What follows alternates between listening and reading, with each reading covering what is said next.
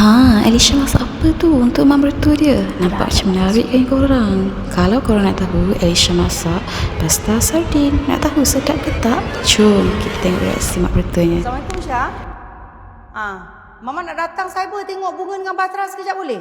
Mama nak datang? Jangan masak apa-apa. Mama kenyang. Bukan kenyang, Mama diet. Mak mentua nak datang rumah. Berani tak masak untuk dia.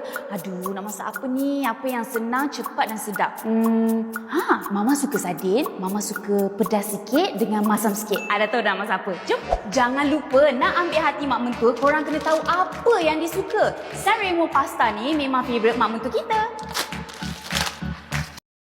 Okey, mula-mula sekali rebuskan Sanremo pasta, kemudian lalukan di bawah air.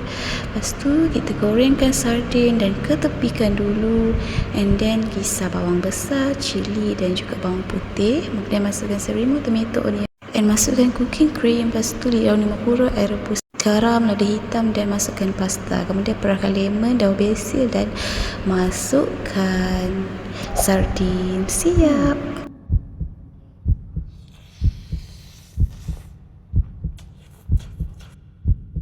Wow!